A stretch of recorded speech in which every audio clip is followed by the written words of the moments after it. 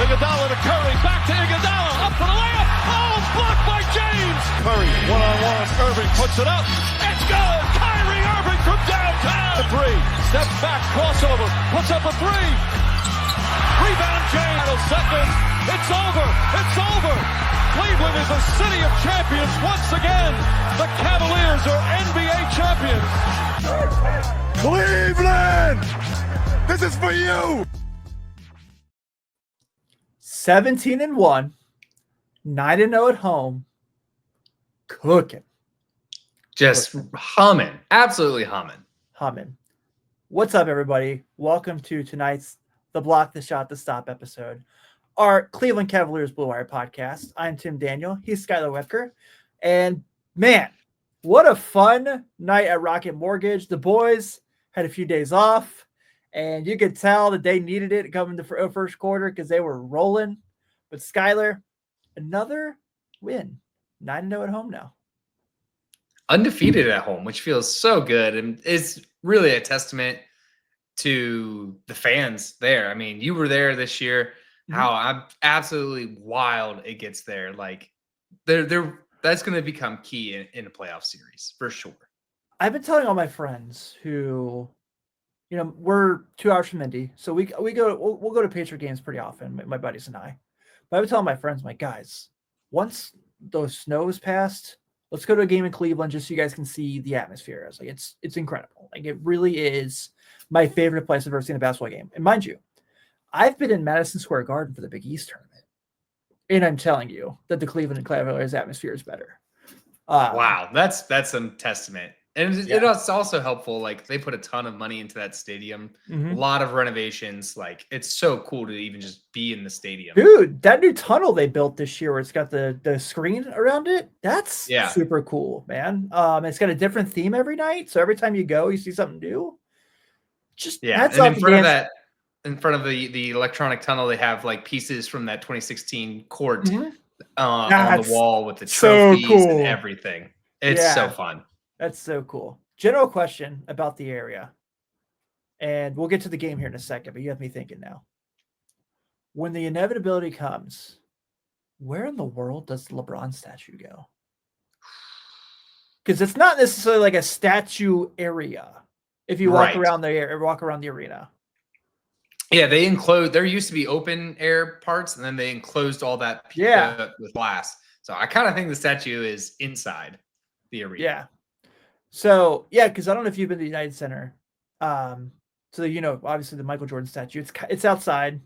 But when you walk into the gate right away, there's the Scottie Pippen statue. The thing about it, though, is it's not a statue, it's a bus. It looks like when you go to the Pro Football Hall of Fame is what Scottie Pippen has. And I was like, guys, no wonder he hates you now. No wonder he has no interest in being around the Chicago Bulls, because you're like, look at this amazing Michael Jordan statue. And here's Scottie Pippen. Yeah, I think it's definitely inside the glass, that big glass wall that they have kind of on display that you can see from the street. I think that's where it goes. Either that or the other side I don't know if they want to do it the other side of the stadium, because that's right in between the Guardian Stadium and the Q. We were thinking opposite. I was actually thinking it would be if it was going to be outside. Oh, you think so? Yeah, like you're thinking, but now that you say that, that makes a lot of sense. I like Sydney's question. Where's TJ Maxx's bus going to go? Yeah. And I'm going to get to him in a second about one thing particular. And this has kind of been a theme that Kevin and I talked about on NBA Weekly the other day. Just because I've been seeing a lot of things on the internet about him.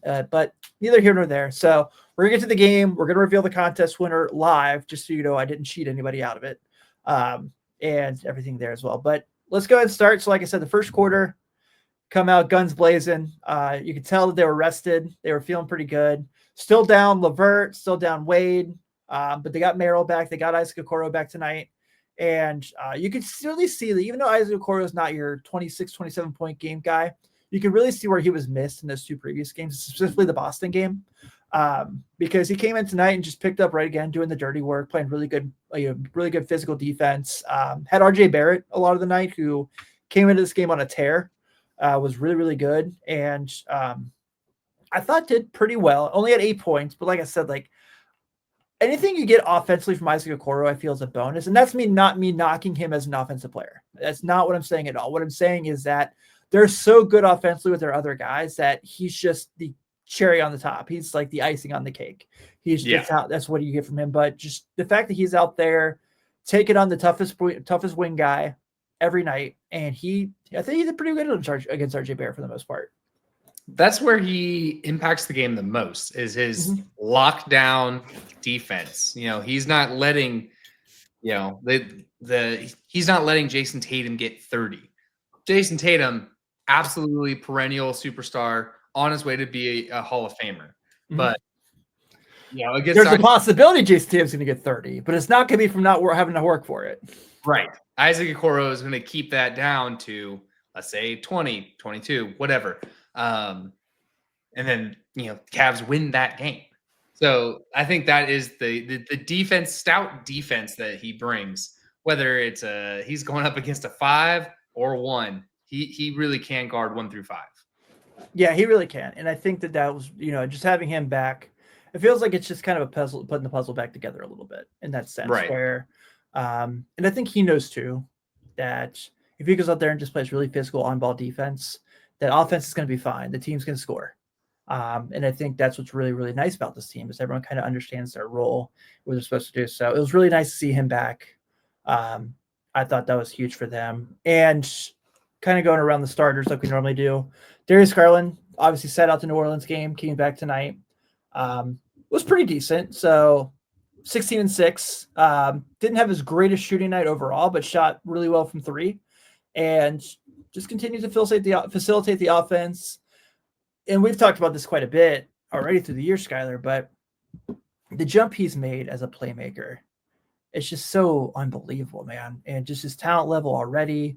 We know he's such a gifted scorer, and we know that he's – who did I see the other day? I think it was Dwight Howard said that he is Kyrie light in the sense that he looks like he's Kyrie's little brother with how they play. Yeah. With the ball handling and the ability to finish under the rim and just the playmaking and the skill set. And I was like, never thought about it that way, but I can kind of see the comp. Yeah, I definitely see the comp. The one thing I noticed with Toronto, how Toronto played this game, is they blitzed these guys from the word jump.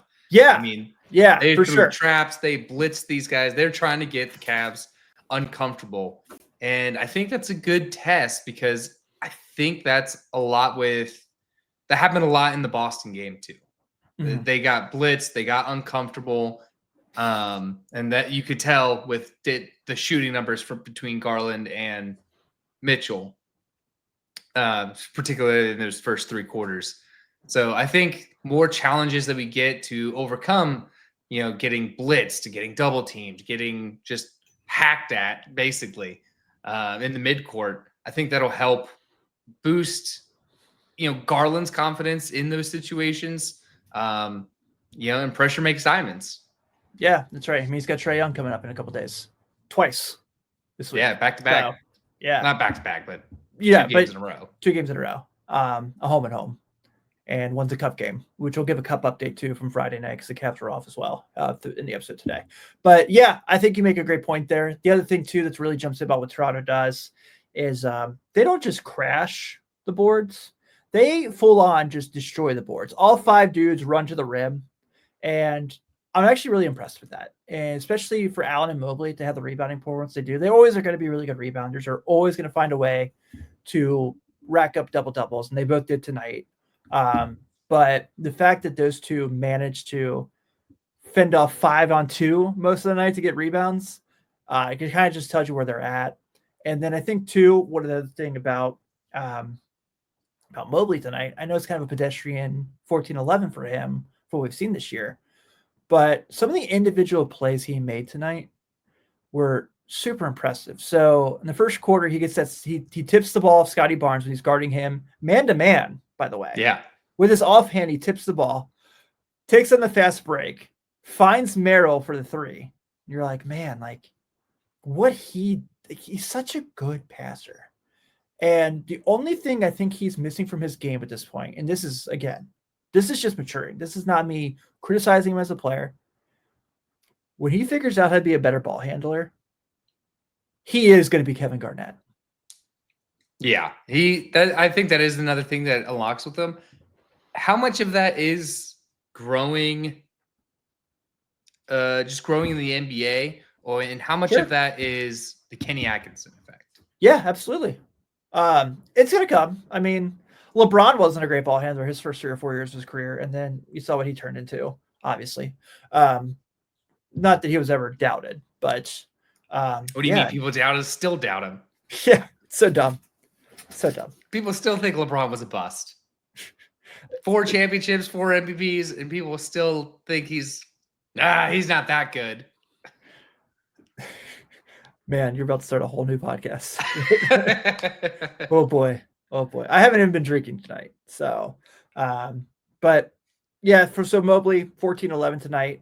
That play there really kind of stood out a lot. And then just the way that he's able, and we've talked a lot about the fact that Kenny Atkinson's using him as the trailer in the fast break. And I guess do we have to go full basketball like lingo here to explain?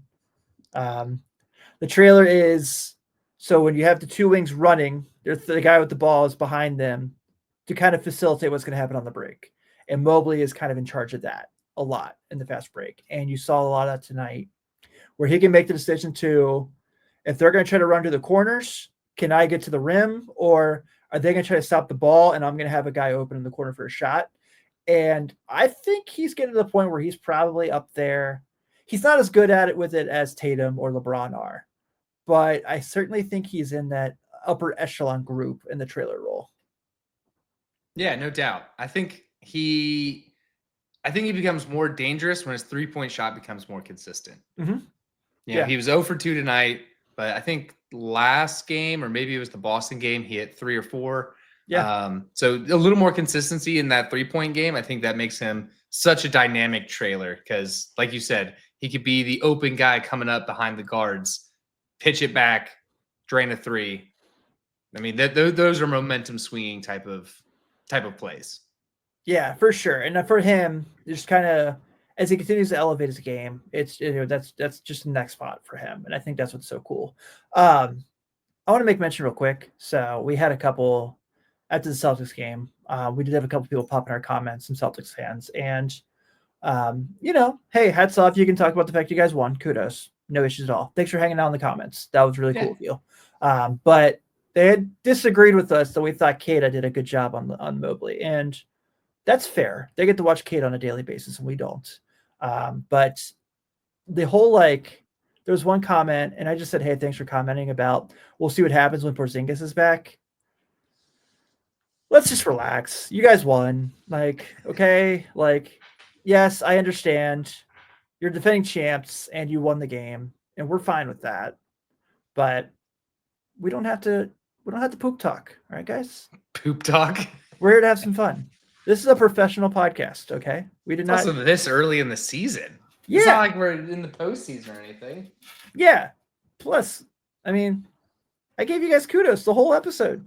Talking about how great Tatum was the whole episard. Talking about how awesome Peyton Pritchard was. Guys. Yeah, talking about how awesome Peyton Pritchard was. It's like, why are you guys coming at me?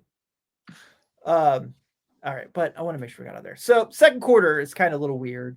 Looks like it's kind of going back and forth. They closed the score a couple times. I'm shocked to say this because I did not love him coming out of college, but I'm starting to really become a believer in Grady Dick as an NBA player. He's had a really good year. I think that the way that Darko runs their offense is really, really beneficial to him. But I think what he's the way he's developing more and more and more. Yeah, Toronto's not very good right now. Because they're not supposed to be. Right. But what they're getting from RJ Barrett as he grows, what they're getting from Grady Dick, and obviously Scotty Barnes is a really, really good NBA player as well. And they're going to get better with guys like, eventually Jakob Poeltl's going to age out. We'll get to Jarrett Allen's dunk on him in a second because, oh my God, I about threw my phone. I want to get there too. I about threw my phone. But yeah, they're going to continue to get better with those guys. And when they get a legitimate point guard to go with those dudes, they're going to be fun. I think they are a fun team. Because all of these players are buying in to Daric's system, and they play hard for him. Yeah, they do. So they're a group of young guys that play hard for their coach. I don't think they're far off in the sense of, a legitimate point guard and maybe a veteran leader. And they're probably humming probably about as good as let's say the Magic. I would think they're probably humming about as good as the Magic. Ooh, buddy, you're talking to someone who absolutely loves the Magic. Could be I don't think they're far off, man. I know I like RJ Barrett. I didn't like the fit of him in New York, but I like this fit in Toronto. I like Scotty Barnes. I like the attitude they're playing with. So I think, you get a veteran leader, maybe a center, and you get a good point guard with them. I'm hard to see a difference between them and how the Magic came up. City brings up Quickly. I like Quickly a lot. I want this to be the team that gets Cooper Flag. Do you want this one to be the team? That'd be fun. Yeah, because next year rolling out Cooper Flag, RJ Barrett, Scotty Barnes, Davion Mitchell, Ochai Agbaji. That team's really, really fun to watch. That's a league pass team immediately. Yeah, and Grady Dick. And Quickly. Yeah, that's must watch. They might win 29 games that year, but that could be like what the Pistons are right now, right? Right. Yeah. I wanted to say the Pistons, but then the Pistons season kind of took a turn after we gave them like good praise and good fortune. We gave them on the year. Flowers, and then they were like, "Well, we're actually still the Pistons." We're like, "Fine." That's like the Suns. I was like talking about how much I really like the Suns season. I was like, then I just like went to like quit, basically. Like, okay. Yeah. So, all right, back to the game in hand. So, all right. So the play I want to call out is the Jarrett Allen block, get down to the other end, dunk on Pirtle with an and one. Woo! Dude. So, when we have these conversations often about how we feel like this team needs a third big, what we're saying is that we just need that third big has to be someone who can not replicate what Allen and Mobley are doing, but play a very similar role in less minutes. And what we say by that is they need someone who can run the court. Yeah. And both those dudes have shown the ability throughout the year to do that, whether it's in the fast break or that. But that was absolutely incredible. That was a poster. That is going to be something that we're going to be talking about for a little while. And the fact that it's not our logo already is really disappointing. But that's also creative contract obligations. So just a freaking unbelievable play from him, man. And we've been seeing this all year where he just continues to just be really, really good. And what he did there was probably something you could talk about being arrested for murder for. He did catch a body. He caught a body. Both ends. But man, should we get to this game? And that was a good use of a trailer, by the way, because they perfect block out to Garland. Garland fed it back to Jarrett Allen and just finished him. And Mortal Kombat finished him. And on that same point, this is what I'm talking about with Garland. We already knew he had a high basketball IQ, but those plays, okay, he's coming up, and I can just make sure I get him the ball, and he's going to finish every time is pretty awesome. Allen tonight was unreal. I mean, continues to have these games where we say like this is why he needs to be the starting center in the All-Star game for the East or whatever it is now with this 4-team. Yeah, what's going on with that? This 4-team kind of. I haven't had time to look at it, but I just do East versus West, okay? Like let's just roll with it. And the game stinks. The game stinks. Like we all know at this point, the game stinks.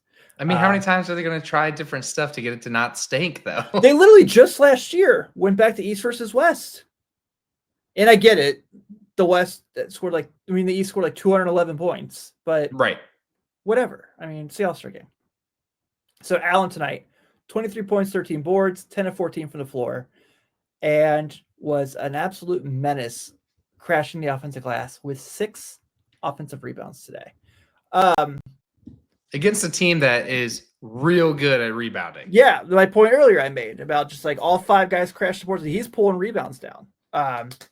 So it's going to be awesome. So for me with him, I'm just at this point where we talk all the time about the Cavs. It's like we're running out of ways to say they won a game.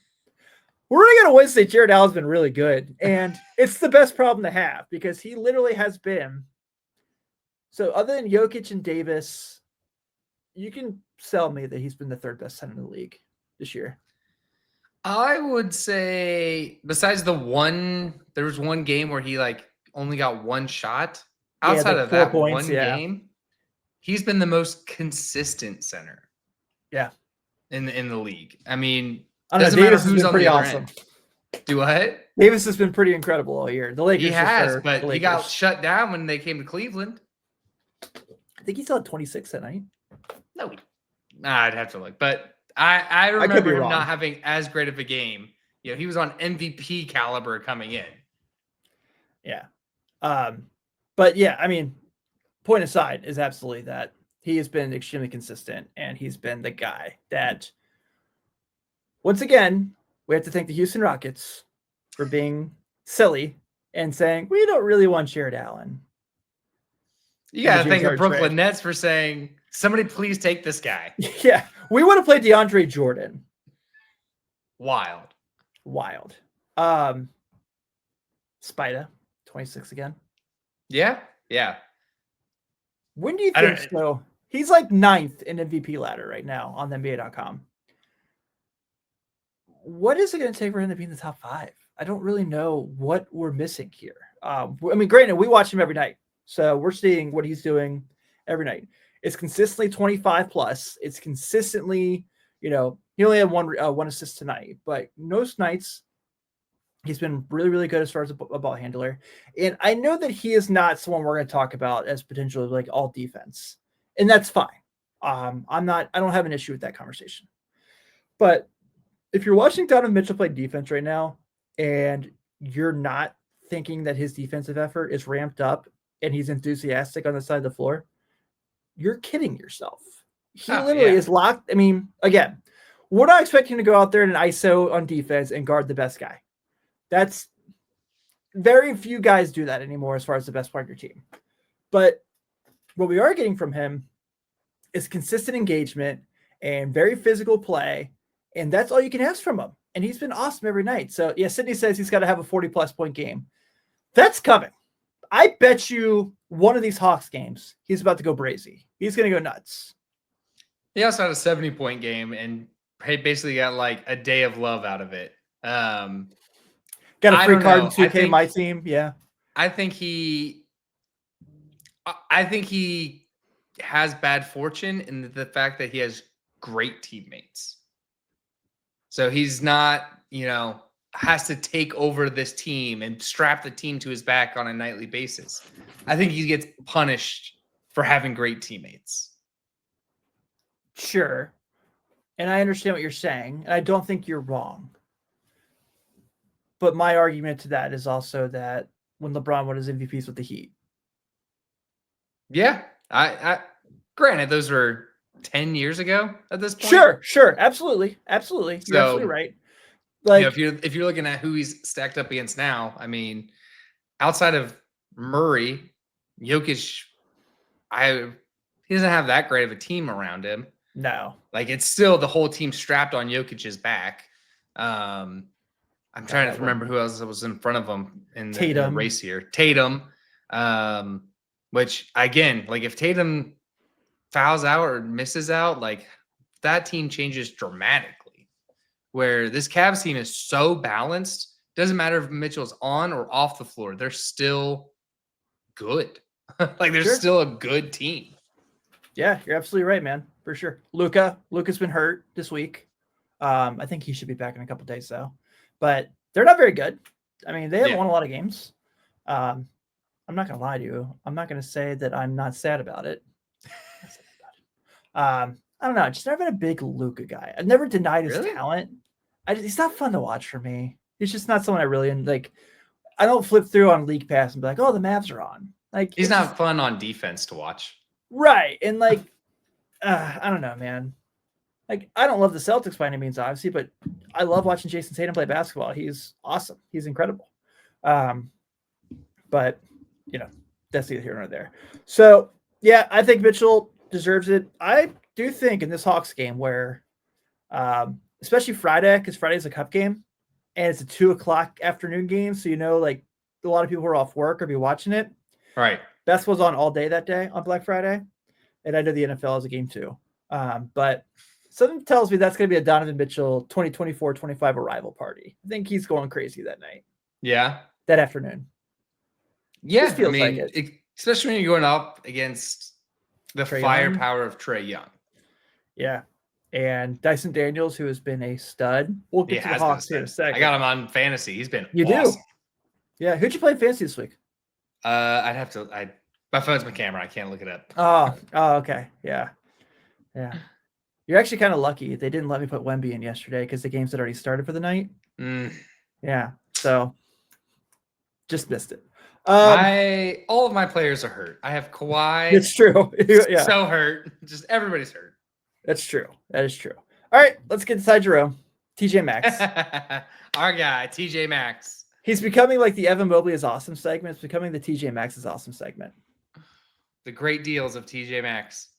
28 minutes tonight. 26 points. 6 assists. 4 steals. 4 made threes. And was once again lights out. And a block. And a block shot. I think at this point, it's pretty safe to say that he is at least in the top 3 in the 6th Man of the Year candidacy. I think for us, being the fact that we watch the Cavs on a nightly basis, we can definitely give an argument why we would put him number 1. But also, I think the national media is probably going to take a few weeks to catch on because that's what they do for Cleveland if there's not a LeBron James or Kyrie Irving. The other players in the conversation with him are in New York. Sure. With Hart and I would probably say LA with Kincaid. Yeah. I think he's going to end up being in the Rookie of the Year conversation. Yeah. Yeah. Well, he's definitely in the Rookie of the Year. Him and Jared McCain probably have that. Jared McCain's the truth, man. He is. I love that kid. I love that kid. And he's hilarious. I mean, he's very funny. If you're a Sixers fan, I know we're a Cavs podcast. We'll get back to it. But if you're a Sixers fan, like at what point do you cut ties with Embiid and let McCain and Maxey be your future? Before the year, I would have said you're insane. But at this point, who knows? I mean, really, who knows? But I think we're kind of with him the way we were at the Reds this year, where it's like, yeah, the team's not very good, but Ellie De La Cruz did something crazy tonight. That's what the Sixers are at with Jared McCain. Sorry, Clevelanders. Okay. So yes, eat little early to that conversation in that party, but I don't think that's a far conversation. I think that conversation. I like the conversation. Quick. I'm all for the conversation for sure. But with Ty Jerome, so the thing I said I wanted to bring up is because I was looking through a lot of the Cavs message boards and Reddits and things like that this week while we had some downtime between games. And this conversation is coming up quite a bit about, well, he's playing himself out of the Cavs being able to afford him next year. And the conversation that Kevin and I had a few weeks ago was we need to end the doom and gloom conversation. The doom and gloom conversation needs to end. Life is short. Let's enjoy what we have while we have it. And that's no guarantee he's not going to be back with the Cavs in 25-26. But, guys, if he's doing this on a night-to-night basis, this is great. And he'll earn whatever contract he gets, whether it's from the Cavs or any other team. But right now he's doing it for our team, and it's awesome. And he's going to go down in Cavs lore for this stretch. Hopefully he keeps doing it all year. So instead of being like, oh, well, it stinks he's not going to be here next year, have some fun. This is incredible. Every night. If you're watching the last two games at Rocket Mortgage, he has that place lit. And that place is already lit. And he's got it lit even more.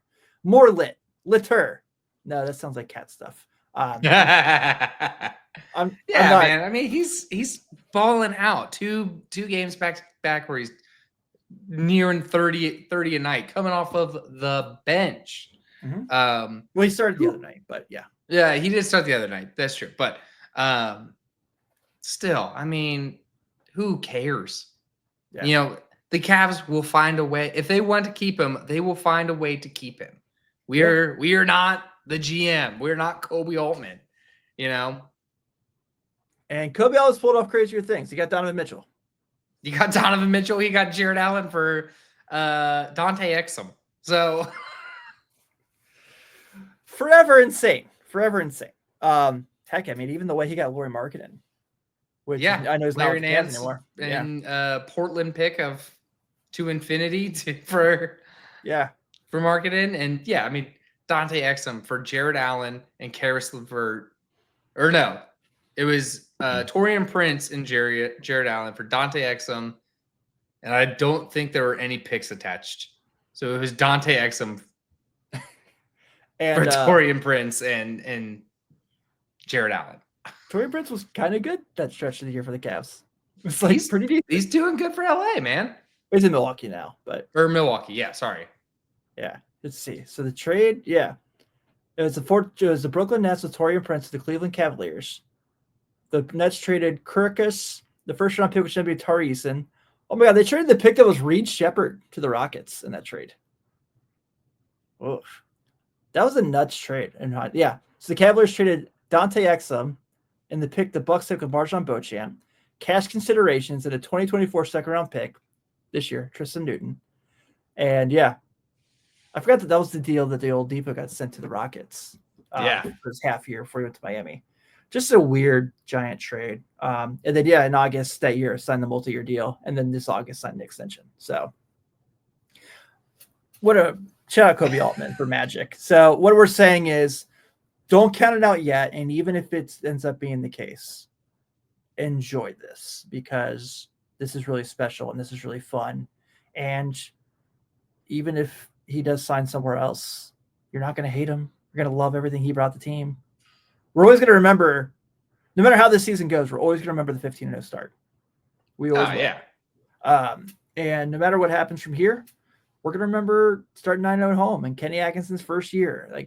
And he's a huge part of that. So I choose to say, heck yeah, Ty Jerome. I hope you're a Cav forever. If you're not, that's okay too. This rules right now. We'll worry about the rest later in July.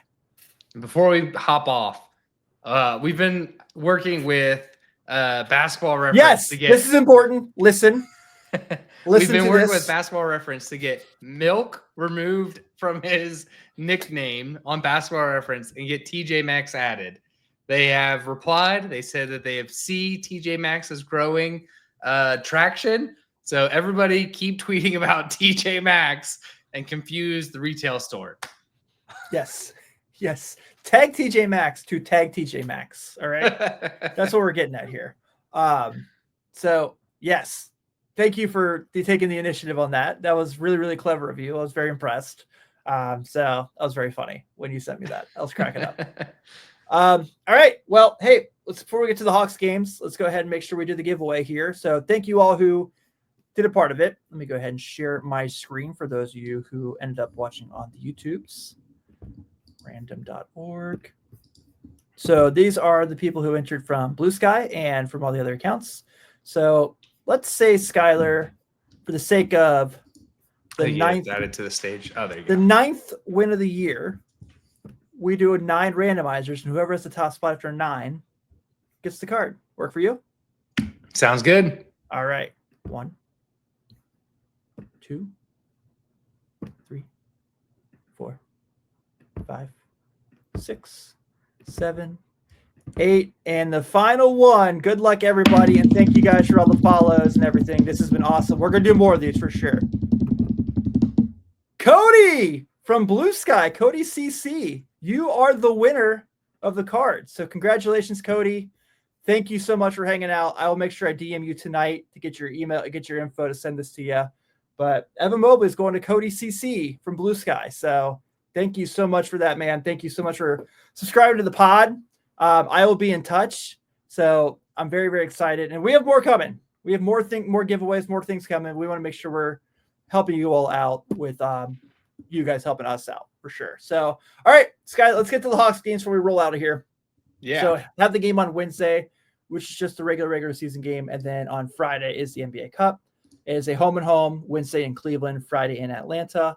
And the Hawks have kind of been okay so far this year. They're 7-10, which, the East is kind of meh anyway. They're starting to piece it together. Yeah, they are third in the league in pace. They are 23rd in net rating, but opponents' points per game, they are third to last in the league. They gave up 120.5 points a game. And just in case you're wondering, for comparison's sakes, the 2024-2025 Cleveland Cavaliers went in tonight with the number 1 points per game offense in the league at 123.5.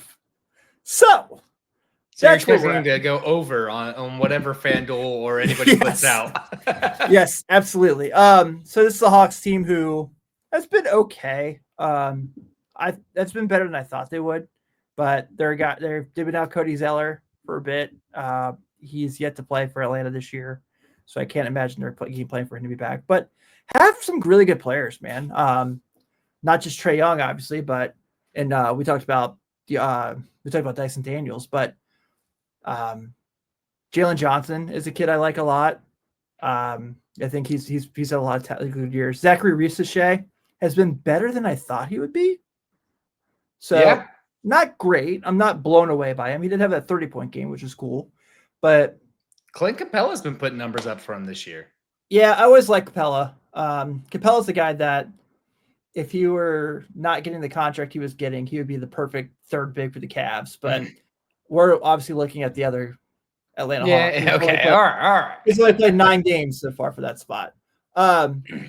Decent team, just can't stop a nosebleed and can't stop anyone from scoring. Has no rim protection, and realistically, probably. I mean, they do have that Celtics win, and their offense is pretty good. They are 10th in the league in points per game, and their offensive rating is 22nd in the league. So these are games that if the Cavs show up, I'm not saying they're just going to roll the ball out and win, but you feel pretty confident they can get at least one, if not both. Yeah, this is a Hawks team that is built on offense only. Mm-hmm. I mean, the roster. We went through the starters, but then off the bench, DeAndre Hunter, offensive player. Bogdanovich, offensive player. Matthews. Garrison Matthews? Yeah, Matthews is not a person I should put on there. I mean, they have Larry Nance not even putting minutes in. And he would probably be their second best defender on the team, maybe behind Clint Capella. Ooh, that's probably fair. Not great, but fair. So yeah, for sure, man. And then they just lost to the Bulls on Friday in a cup game. So also there, you have a chance to kind of make up some grounds. So right now, the way that should the be group tied in the cup. So they're half a game because they haven't played enough games yet. So Atlanta and Boston are both at 2-1. Atlanta's the tiebreaker for beating Boston, but Boston has the point differential advantage. Cleveland still has the total point differential advantage in the group at plus 15, but just haven't played enough games yet. So win loss, then point differentials what decides it. Right. So Cavs need to get they still have to play Atlanta and Washington in group play. And so they still have a chance to kind of get to there. But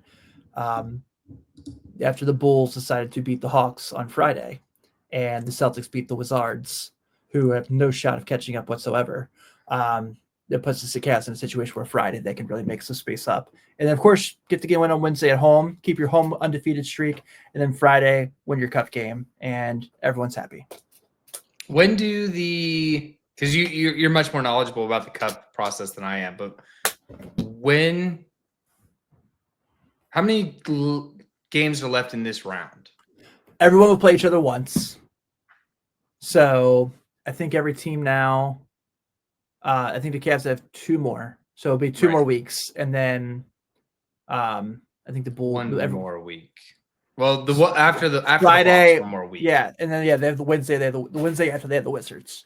So at that point is when they'll kind of look at everything. You got to probably hope the Celtics lose 1 more, which I don't know if they will because they have to play the Bulls.